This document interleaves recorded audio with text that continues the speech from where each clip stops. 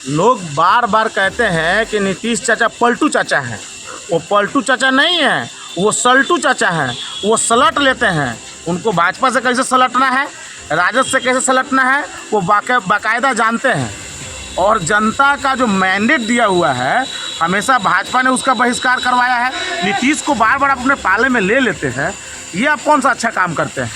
आप कभी राजद के नाम पर लोगों ने नीतीश को सटाकर वोट दिया तो बहुमत आया, तो उसके बाद भी भाग गए। तो ये जो उनको एक्सेप्ट करता है भागने के बाद, वो सब लोग नीतीश कुमार से ज़्यादा गुनहगार हैं। नमस्कार, मैं हूं पारितोष कुमार। आप टीडी न्यूज़ देख रहे हैं। जैसा कि आज से पहले की जो बिहार की सियासी हलचल है उससे आप अवगत है। हालांकि देखा जाए तो बिहार की सियासी खेल में जितना आप दिमाग लगाइएगा उतना ही आपके दिमाग की बत्ती जलती चली जाएगी और आपका दिमाग सचमुच तेज हो जाएगा।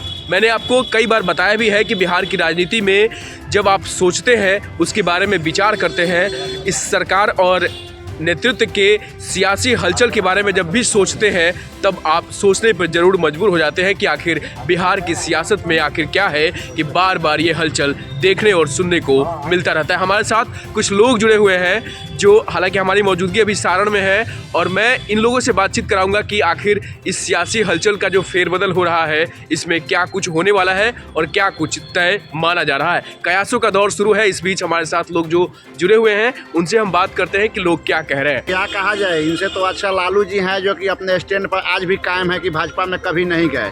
और ये तो आज इतिहास के पन्ने में जुड़ने जा रहे हैं कि सबसे ज़्यादा नेता पलटी मारने वाला कौन है, जिसमें नीतीश कुमार का नाम जीके में बच्चे को याद करना पड़ेगा।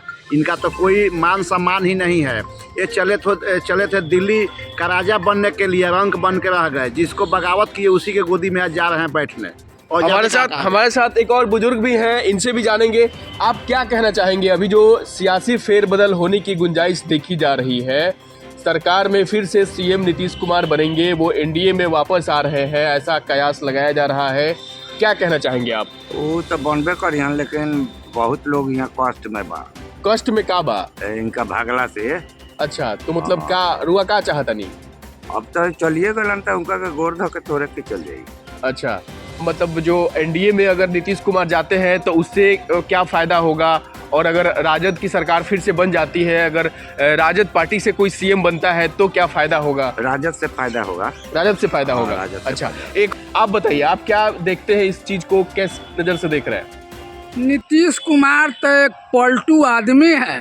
जिधर भी जाएगा उधरे वो गाड़ी का, पहले काठ का गाड़ी था तो थोड़ा सा ऊंच खाल पर या पलट जाती थी, उसी तरह ये थोड़ा सा ऊंच खाल जब मिलता है तो ये पलट जाते हैं। अब फिर वहीं गए।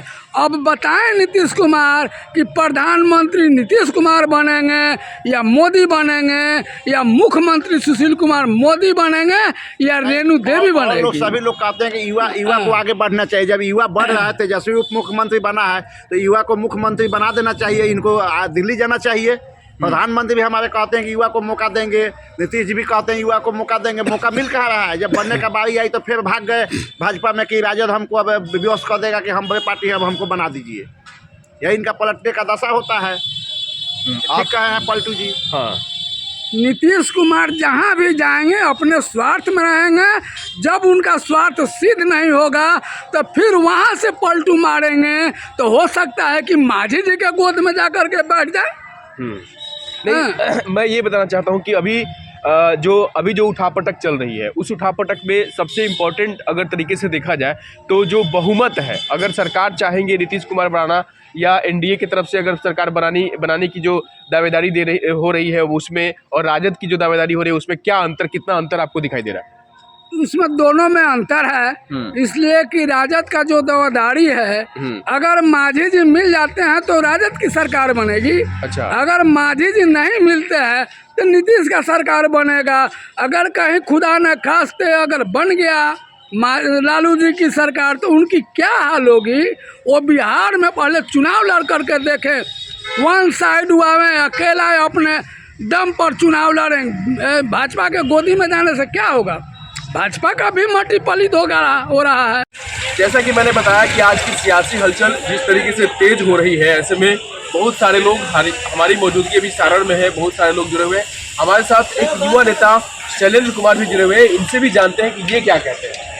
अभी जो सियासी हलचल बिहार में, हालांकि मैं तो हमेशा से ये बताता आ रहा हूँ कि बिहार की सियासी हलचल में जो जितना दिमाग लगाएगा उसका दिमाग बड़ा तेज हो सकता है। देखिए, सबसे पहले तो मैं गणतंत्र दिवस के इस शुभकामना देते हुए आपके टीवी न्यूज़ को भी बहुत बहुत बधाई देता हूँ, और इसको देते हुए मैं शुरू करना चाहता हूँ। आपका प्रश्न क्या है, बताइए। सबसे पहली बात, हम आप एक युवा नेता है और जैसा कि मुझे पता है अभी के समय में बिहार की जो हलचल, सियासी हलचल, उस सियासी हलचल में प्रयासों का जो दौर शुरू हुआ है उसमें क्या अच्छा हो सकता है और क्या कुछ अच्छा होना चाहिए? देखिए, हम लोग बचपन में 2-4 साल पहले एक गाना हम लोग सुने थे, बहुत ही मशहूर गाना था, भोजपुरी गाना है कि भैया के ससुरारी से मिलल एगो गाड़ी आ दोनों भाई मिल के चलावो पारा पारी। तो इसे जनता के आशीर्वाद से मिलल एगो गाड़ी आ राजद भाजपा मिल के चलावो पारा पारी। अभी जो कयासों का जो दौर है बिहार की सियासत में, उसका जो कंक्लूजन है वो क्या है? देखिए, कयास तो इस तरह से लगता रहता है, राजनीति में आप जान लीजिए, इस धरती पे 2% लोग ही राज करने के लिए पैदा हुए हैं। आज एरिस्टोक्रेसी 2% ही है और बाकी लोग जनता के रूप में शोषण होने के लिए है। तो शासन करने वाले 2% जो लोग हैं उनको कोई मायने नहीं रखता है कि नीतीश चाचा कब हमारा भी आएंगे, कब ओकरा भी जाएंगे। आप सीएम किसको देखना चाहते हैं ये बताइए। हम तो सीएम अभी जो मौजूदा दौर में जो भी जिस पार्टी के भी जो बड़े नेता हैं उनमें से किन्हीं को नहीं देखना चाहता।